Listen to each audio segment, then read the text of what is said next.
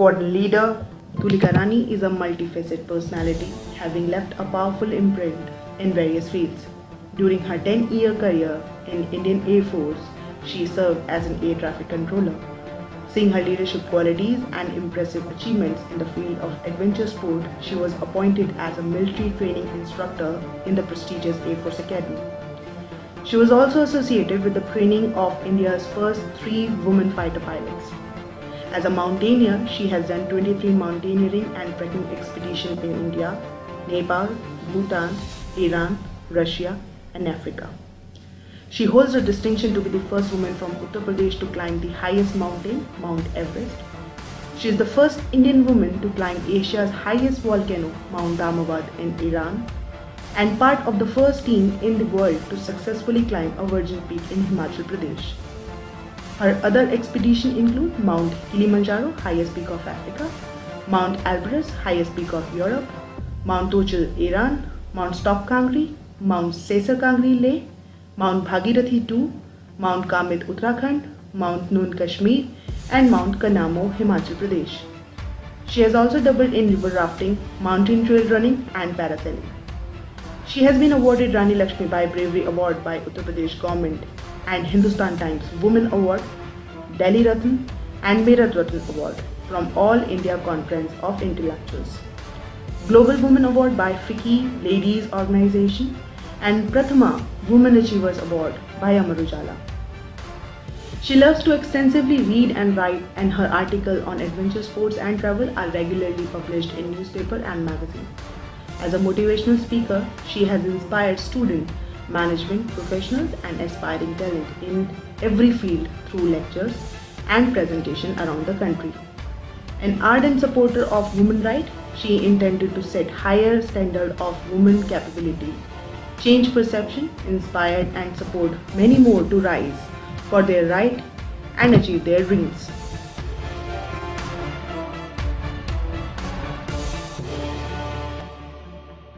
Team Dwara is privileged to meet and know her personally, and it is our pleasure to share a glimpse of our meeting.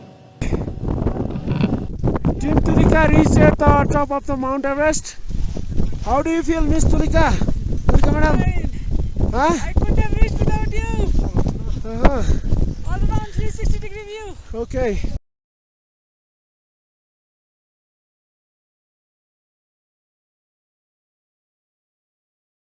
Welcome to our platform, Tulika. It is a pleasure that we are having this one-on-one conversation with you, and we would like to know more about you. So can you please tell us or take us through to your professional and passionate journey? Well, first of all, I would like to show gratitude that you have given me this opportunity to be on this platform and to reach out to more people. And now coming to my journey, well, everybody's journey starts as a child. Mine also started as one. So as a child, I tried to understand that life is like a circle. Sometimes you go up. When you are on the peak, then there's a time that you start coming down. But the down is also not the final thing. You again have to go up.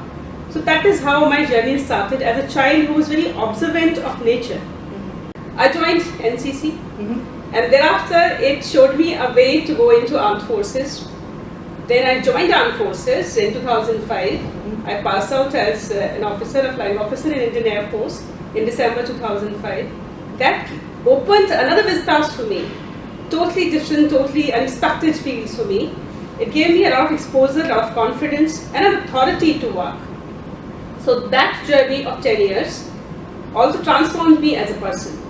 I had a lot of exposure as an air traffic controller first, and thereon in the last 2.5 years of my service, I was an outdoor training instructor, as you can say, military training instructor.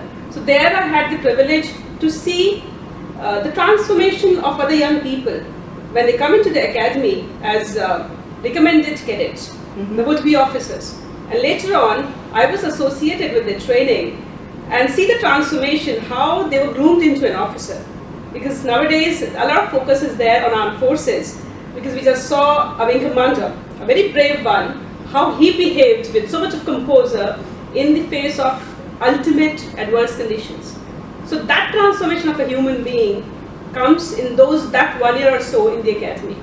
I was privileged to be a part of that. First of all, myself being trained as an officer, imbibing all those qualities in me, and later on to be able to impart that to the would-be officers. While I was in Air Force, I also got an opportunity to join mountaineering. So that again was a new challenging field for me. I perceive myself as a person who does not stop anywhere, because life is not an end. You achieve something, but that should not stop you from dreaming more, because if your dreams end, the life finishes.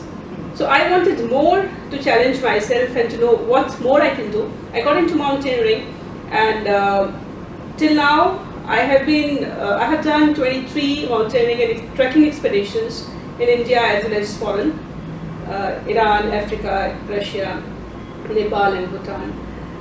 After that, I took retirement from Indian Air Force. I said that a person has to widen his or her horizons. You must have started from somewhere, but you need not necessarily be stuck into that. So when you feel that you have more potential, you can expand your vistas, you can expand your platform. So that's how I tried to expand my platform. I came out into the civil life. So civil life has its own challenges. And now I'm trying to get into this. I'm trying to get into civil services, which will be able to provide me a wider platform to reach out to people, to do more to the society. Because there's a time in your life when you receive from the society. As a child you grow, you become an individual achiever, but later on, after a certain point, you must give back to the society also. So I feel that now I'm at such a stage of my life where I should be giving back to the society. So that has been my journey till now. Later on, it gave me an opportunity also to develop as a person. And whatever I am today, I owe a lot to the armed forces, the Indian Air Force. The Indian Air Force was the one which initiated me into the field of adventure. And later on I expanded, I built upon that platform. But mountaineering grew so much into me that I started going on my own expeditions. So that is how it was clashing with the organizational requirement and my own aspirations as a person. As a person, I feel that even if it comes with a cost, you should be doing justice to whatever you are doing. So if you are into an organization, if you're not able to do full justice with that, you should think about it seriously. Right. So I thought that in those 10 years, I had tried to give my 100% to the forces, and the forces of course gave me much more back. That gave me my identity.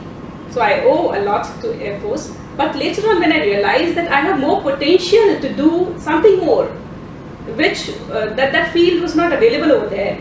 So that is why I wanted to expand my wings. See, when a bird gives birth to a little child, it teaches how you should fly. It teaches how you should, flap your wings. Right. But later on, that child bird, when it grows up, it goes and explores the entire sky. So I see my relationship with the Air Force like that. Air Force was where I was nurtured as a person. And later on, now I have grown my own wings. So I owe my root to this development where I stay today to Air Force. Okay. And I give the credit to it. And they gave me the foundation. And now on that foundation, I'm trying to build my own building. Yeah. What were the initial challenges that you faced and how did you overcome from? When you want to do something unconventional, it comes with a lot of challenges and a lot of opposition, resistance in the beginning. So in my case, yes, my family was kind of supportive, but because we live in a society, so society as a whole might question your choices as an individual, because we are supposed to fit in the frame that has been set somehow. So yes, those questions were there as to why being a girl, being a woman, you can always go into a little easier kind of professions. Why armed forces? But I would always say that if you have conviction, if you feel that you are cut out for a specific thing, you should focus your energies on that thing only, because otherwise you will not be satisfied. So everybody is born with a certain kind of potential. Not every human being can fit into the same mold. So that mold has to be molded as per the individuality. So initially, yes, the challenges are that as to why you want to go into this field, or later on when I joined mountaineering. See, for a woman, It is a very difficult, challenging field. For that matter, any kind of sport, because mountaineering is something which requires exceptional fitness. It is something which even the men who are considered, who are in fact biologically stronger, they find it very, very challenging. So being a woman, if you're doing the same thing, it requires a lot of training, mental as well as physical fitness. So I did try to develop that. I was not a sports person from my childhood. So I later on built upon that, and I worked day and night. I worked very hard to build up my physical and mental stamina. Finances were another thing. I did my first 5 expeditions with the Indian Air Force team. I was a member of the Air Force climbing team. But later on, when I decided to do my own expeditions, finances became a major problem. Almost 23 expeditions that you've done till date. What is your best and the worst experience that you faced? Every experience is unique, I would say. So, as happens with a person, with a society, with a nation, or if you observe in nature, it is always a mixture of both. Right. Good, bad, best and worst. So in one expedition you can have best experiences and the worst as well. Well, I would start with best experience. When I was climbing Everest, I could not climb Everest in my first attempt. So life gives you these failures which become the stepping stones towards your success. Correct. So in 2011, when I was attempting Mount Everest, due to some factors, combination of factors, I was not able to reach to the top, though I had climbed more than half a year. And I decided again that I will not leave this project in between, because if you leave something that you had started unfinished, it always rankles in your heart. Right. So you cannot live with it peacefully. Yeah. So I again decided to do an individual expedition in 2012, and I went back on Mount Everest. We did climb for 2 months, which was a grueling time, I would say. And the last leg I would like to mention over here. The last leg, when I was climbing towards the 3000 feet in the last, my foot had started paining, and it was the beginning of frostbite. But I decided to continue because your self-respect, your self-image is more than anything else in this world. So there comes time when you have to decide whether you want an injury or you want your self-respect, self-confidence in life. I knew that there I would have to suffer an injury, perhaps, or maybe worse. So I decided to continue, climb the whole night with that pain searing into my foot the whole night. I bared that pain, I don't know how. And then in the night I climbed. In the morning I was there on top of Everest. My journey had culminated. Of course I had to come down also. When I came down, so climbing and coming down, it was total 17 hours. So 17 hours totally I had been climbing without eating, without much water, and it was at an altitude of 26,000 feet and ahead, because Everest is at 29,000 feet. So very harsh conditions. Temperature goes up to -30, -40. There are winds also. You are into death zone, literally. The scientists call it death zone. There are bodies of mountaineers littered over there. So it is very sobering kind of experience. When I came down, after those 17 grueling hours, it finally sunk in that yes, now this mission of my life is done. And then, because I had been bearing so much, I had been tolerating so much of pain and continuing, I had surpassed my physical limits. It was mind which has taken over. And after that, when I came back down to last camp, Camp 4, at 26,000 feet, I just lay down outside my tent and cried. I cried hysterically. It was such a relief that something which was rankling at my heart for 3 years, 3 long years, I had been preparing day and night for that thing. Now finally it is done. So that feeling of respite and relief that okay, Everest is finally done. I had been living with Everest in me for last 3 years. I was eating Everest, dreaming Everest, walking Everest, drinking Everest. So finally I could get that Everest out of my system and start living a normal life. That was the best experience. If I come to the worst, there was one particular time which changed my thinking, changed me as a person altogether. When I tasted death for the first time. I came to very close quarters with death. face to face, and that was on Mount Kamet. Okay. It is in Garhwal Himalayas. It is 25,000 feet.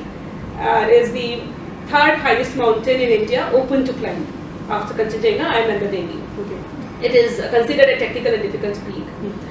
So over there, we were coming down a mountain, and we were stuck in a snow blizzard for 6 long hours. We were struggling to survive literally. Oh. There was snow, there were winds, there was snow being lifted up from all sides, a lot of snow chunks coming down, and my fingers had become numb. I just could not feel them, I could not hold the rope, and it was misery in the ultimate sense. So there came a time when I thought that it would be better if I get out my carabiner and fall down in the valley. That would be so easy and so soothing, rather than continuing each step in this misery. But at such a time, your strength, inner strength comes out. So I remembered that line from the poem If by Rudyard Kipling. In that there is a word, hold on.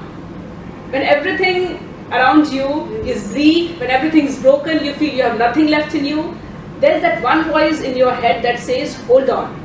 So that hold on word just stuck in my mind, hold on. And I just kept trying and trying and trying to come out of that mountain.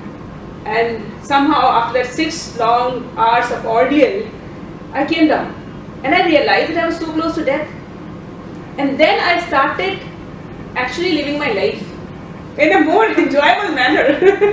Because death told me how beautiful life is. I know. So this is how, challenges transform you as a person. So yes, mountaineering has changed me as a person in that fashion. So, where you shared this experience about Everest and Mount Kamet, but the thing is this sport is something, the moment you achieve, you summit, there is no one to applaud. There is no one who just say, well done, good job. So what is the first thing you said to yourself after reaching? After reaching Mount Everest summit? If I tell you honestly, I thought, okay, thank God it is over. Because contrary to how we may project over here, on the ground, mountaineering is total suffering. It is an art that you inculcate in yourself as to how to enjoy your suffering, your misery. Because those altitudes are a very inhospitable terrain, I would say. Your human body is not meant to survive above 23,000 feet. Right. That is the limit of acclimatization that you can do, and you can make your body used to that altitude. Above that, it is pure suffering. 26,000 feet, you enter into death zone. Your cells are dying. Your own body fluids are flooding your body, your mind and your lungs, and you are dying each moment. So there is nothing to enjoy over there. It is, what keeps one going is the desire to test yourself. The desire to prove yourself to yourself first. As you say, there is no one else to applaud. The drive is, you feel that yes, this much of strength was latent in me. You realize yourself as a person on a mountain. It is not the summit basically. Summit is the culmination of all your efforts.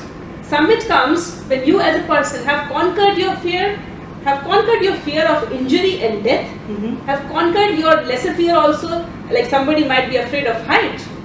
So you have conquered your fears. First of all, you realize that you are a weak person, that you have fears. Yeah. Otherwise, on the plains, everybody roams around with a very inflated image of themselves. Correct. But when you set foot on a mountain, and when you are pitted against nature, you realize, first thing, we are so small. This mountain is so massive and huge, and you are just a small speck. So that realization, and later on, when you are able to overcome those challenges, you continue despite all the misery, all the pain and all the suffering, and when you reach the summit, you realize, yes, the importance of human will, you realize. You realize that if you want to do anything in life, you can do it. It is possible. So this feeling of achievement, of knowing yourself, is the biggest award in mountaineering. So how mountaineering helped you out, to shape up a person or a better person, or you can differentiate yourself, the life after you started mountaineering as an expedition, as an interest, as a profession, and prior to that? See, mountaineering is not only a physical activity, I would say it is a spiritual, it is emotional, it is mental activity more, equally. So physically, like you may be a marathon runner, but you still might not be very well equipped to become a mountaineer. You have to be prepared for a long period of suffering. That sustained efforts. Mountaineering has taught me sustained efforts. You might be brilliant, you might have a lot of energy, ebullience in you, but if you cannot sustain it for a long time, you don't reach very far. So mountaineering taught me this subtle balance in life, how to channelize your energy in the appropriate amount so that you sustain it for a longer time and reach your goal. Persistence and perseverance, faith and hope is what mountaineering taught me. Because when you are going on a big expedition, you're there on the mountain for 2 months or so. Sometimes avalanche comes, sometimes the entire route is washed off, sometimes you get the saddening news of one of your teammates getting either frostbite or perhaps dying on the mountain. That is the reality in this sport. So how do you cope with all these challenges and setbacks? Not only physically, emotionally. It affects you emotionally also to see one of your teammates dying or injured and still continue with the same thing. So mountaineering has taught me one thing, that in life nothing is final. If you fail once, you keep on trying. Till the time life is, hope shall remain, faith shall remain, and your effort shall continue. That is what I have learned from it. Another thing which I learned is that if you start something, you shall take it to the finishing point. You should give your 100%. Give it all. And perhaps it will be done. Still not a certainty that it will be done. So then again you make another attempt, of course. Right. But you give your 100% over there. And keep faith, keep hope that things will finally fall into place. In all my expeditions, I have not been able to climb all the peaks. Sometimes I have to come back from just a few feet below the summit. That is how life also works. You might feel that you are well equipped and that you have given your 100% in your effort, but still the desired results may not have come. So rather than being disappointing, rather than thinking that okay, you were not able to do it, so you were a failure, sometimes you will fail, sometimes you will succeed. But every experience is adding on to your repertoire, is adding on to you as a person. So imbibe good things, keep on improving yourself and continue. One thing more, humility. I have imbibed humility from mountains because I feel so humble when I go to mountains that I am just a small speck in this vast universe. I am nothing. Human beings are nothing in front of nature. We may have gone into the space, we may be trying to colonize Mars today, but still nature holds a bigger, vaster power than human beings. So Tulika, apart of mountaineering, what keeps you occupied? What do you do basically? See, I love to travel. There's so many things, so many aspects to life. I do love to interact with people. So institutions, the colleges, corporate world, they keep on calling me to interact with their employees or their students. I love to tell my story to people so that, not to glorify myself, but to tell them that obstacles and challenges are a part of the process of success. So if they can learn anything from what I have done till now, that is worth, I think, my work. So I go and do a lot of interaction with people. I am being associated with a lot of NGOs which are working in the field of education. So that also takes some amount of my time. I love to read and write. So I love to keep myself updated, not only updated in the terms of information, but ideas. I read a lot of literature, the classic literature, the biographies also, because they give you an insight as to how human beings have evolved over the centuries. That gives you a wider perception of life. And I write on various issues, on social issues, I write poems, I write on adventure articles, travel logs. Apart from that, we have 2 kids in our house. Okay. And kids are very, they infuse life in you. So that also takes some amount of my time. I play with them. Playing is again, you are refreshing yourself physically as well as mentally, spiritually. So I devote my time to them also. I devote some of my time to my family, which is also very important to get that support system. So that's all about my life. I do a lot of variety things. So how does it feel like when you're addressing students, like you're giving them some motivation, you're telling them your experience, right? You're answering their questions. Recently, I was invited in a college. It is in Bangalore. Okay. So the moment I entered over there were two NCC cadets smartly standing over there, and they saluted me. Alright. So it brought me back to my own NCC days. Then after I saw in the audience a lot of NCC cadets and the other people audiences. So I went back into my own college days.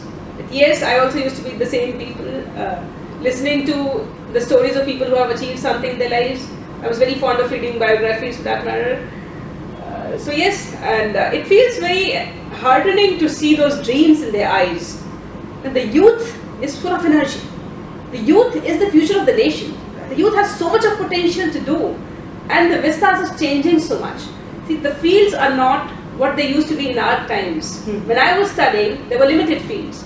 Today, there are so many varied fields, and the kids out there are ready to experiment. Right. Like you have taken up a different kind of a profession. I have taken a different kind of profession. So that is very heartening to see when I see that yes, people are ready to take risks. People are ready to take unconventional paths, and they're ready to pay the cost for it and bear the pain of it. So it gives me pleasure, it gives me satisfaction that if my story can inspire them, and I also learn back from them, I come back totally revitalized when I talk to youth. So it is a cordial bond that I feel with the young people. So how do you multitask? I mean, what keeps you going? It is, I think it is yoga. Okay. Well, just on that note, yes, yoga contributes in it because I do it every day. It keeps my mind calm. I do meditation every day. Multitasking comes, you just train your mind to do multitasking. Right. Basically, see, I will give you a small example. As a human being, I would say, not as a female only, as a human being, you want to look good. Right? Everybody wants to look good. There is nothing wrong in that. And you have to take care of yourself for that. So if you have to apply a face pack, okay, you apply a face pack and study. Who's stopping you from doing the same thing? So what I do right now is, while I'm preparing for civil services, I have to maintain myself physically fit.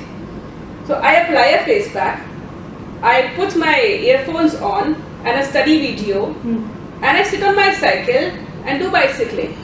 So that's how I'm doing 3 things at a time. Okay. So I'm not wasting my time, I'm studying, I'm doing my physical exercise that keeps me fit, and at the same time I'm taking care of my parents also. Nice. Multitasking just takes innovative mind. Okay, nothing else. You just have to do a bit more innovation in your life. Yeah. I have a niece. When she was small, 2 years, 3 years old, I used to make her sit on my stomach and I used to do sit-ups. Okay. So at the same time, I am doing my exercise while I'm playing also with her. I would take her in my arms and dance, or I would do some kind of weightlifting with her. So she became the weight, the live weight, which was smiling also at me. It was much more fun. So that is how you manage your things. Very nice, very nice. Interesting. Okay, so any mantra that you would like to give to the youth to follow their passion without compromising their profession? Yes, passion and profession, two things. Sometimes people feel that they are conflicting. And yes, because you need sustenance to survive in this world, that is a reality, that practically you do need money. And not necessarily if you are choosing an unconventional field, it will bring you money instantly. So you need stability in your life on the financial front. While at the same time, you may have a passion which is against stability. So you got to find a balance in it. But as I say, do something which makes you financially strong first. At the same time, keep alive your passion. Don't let it die. And don't feel frustrated if in the first go itself, you are not able to manage both. So life is not a rosy thing that you will get everything at the same time. There are phases in life. Yeah. At one point, you might be getting something. Enjoy what you're getting at that point of time. Success is not a one-day miracle. Yeah. Success comes after a lot of hard work over the years. So be prepared for a long haul. Okay. So that is all I would like to say. That continue. That is what mountaineering teaches you. It takes around 2 months or 1 month as per the altitude of the mountain to climb. You don't start your first step on the summit. You start at the base. Yeah. And you continue step by step with all the challenges in your path. And when you persist, you finally reach that destination. So even if you are trying to achieve anything in your life, in any field, I would say keep this image of a mountain in your vision always. You are here, but you got to continue, and one day you will reach. So that's all my advice is to the people. See, young people, you're so full of energy and everything is in your hands. So is there any hurdle or situation whereas you feel that yes, this attempt you will not be able to take because of finances? Yes. I would say finances are the most difficult parts in adventure sports. This is one field where corporate sector needs to step in, where even government needs to step in, because adventure sports are still not considered as a sport when it comes to job quota. So a person who is in adventure, he or she needs to dedicate most of his time in maintaining that fitness and that skill level. So you cannot devote your rest of the time in your profession, which is equally demanding. And that is why I took retirement. I mean, that is the thing. Two things do not converge very well. So a sports person, I would say, should be supported by corporate effort as well as the government. There is a very good thing that now recently this government has started, Khelo India scheme. Yes. So very heartening, very good to see. I am very pleased about it. No, that is how you should nurture your talent. First of all, identify the talent, nurture it over the periods, and then you see the result. Because a sports person needs support when you are in the making. It should not come like the story of Hima Das. No, she won the medal and she was acknowledged. How about when she was struggling and when she was preparing? She did not even have good shoes to train with. That scenario must change. So who do you idolize, Tulika? Idolize is, I would say, is not a very appropriate word, because as I said that everybody is a combination of good and bad, of highs and lows. Like an ocean has tides, neap tides and spring tides. So high point, low point, everything. So I do not idealize one person. I take out good from everybody that I come across. Yes, I'm very inspired by Swami Vivekananda. A lot of his quotes, when I read, I imbibe them and I try to emulate them in my day-to-day walking. As he says that, awake, arise, and stop not till the goal is attained. So that one line is also my motto. Then I learned a lot from Mahatma Gandhi, because his way of fighting during that freedom struggle was very different, unconventional. So what I learned from him is that if you are convinced about your ways, it might look entirely out of the world in that context, but you just go ahead. He did make it work. He did succeed in arousing the interest of the masses in the freedom struggle. So this is what I learned from Gandhi. I am also impressed by my mother. She is a day-to-day example of how a person can multitask rather.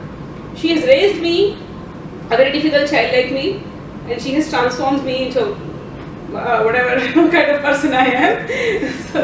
And she has managed her professional life very well. So she is another inspiration for me. If you have to idolize nature. See, I would say that when I was a child, I would say I have only 3 friends. One is God, another me, myself, and nature. So whenever I have to seek answers to any question, I go to nature and I get all my answers over there. There is beauty, there is destruction, everything there. So you feel that the same energy is within you. When a flood comes, it is a destructive energy. And when the same river becomes irrigation for the fields, it brings forth life. So that is what I try to seek from everywhere around me. I seek out the good things and I reject the negativity. Any message that you want to convey to Itwara's viewer? Well, the way your name suggests, Itwara, love to travel. I would say travel, go out and travel. Don't be restricted into your own life, into your own cocoon and shell. Because only when you travel, your mental horizons are expanded. We have been brought up in a particular way. We have our own religion, our own kind of culture and rituals, which we are brought up with. So they are a part of our system. But when we travel and see that people live in so many different varied ways, you go to tribal societies, they live in an entirely different ways. You go to a Muslim society, they have their own rituals, function, the way of life. You go into a Western society, they have their own ways of life. So one particular thing might be right over there, might be perceived wrong here, and the vice versa. So traveling tells you that human beings live in different ways and all the ways are right. There is nothing absolutely right and wrong in this world. So do not judge the other person. Travel because it makes you a better person. Travel because it makes you more accommodative of other people. On planet Earth, we are not surviving only alone. See, human beings are a social animal, as Rousseau said. It is true. You cannot survive as an island, as in isolation. So you need to give that space to the other person. And traveling teaches you to give that space. You might be sharing that space in a bus, in a train, in a flight. Share that space in your life also. So that is what I would say, that travel expands your mental horizons, grow as a person, be more accommodative and more tolerant and more loving towards people. Love is what this world needs. So pleasure talking to you, Tulika, and we wish you all the best for your upcoming exams, and we really wish that you clear and you just serve the nation and give us a better version of the new India, basically. Everybody is contributing in making a new India. I think our Prime Minister has started a very good thing. That's right. He has given a right direction and a vision to the nation, and I would be glad to be able to contribute in my small ways. It is my pleasure to talk to you and to your viewers. Thank you so much.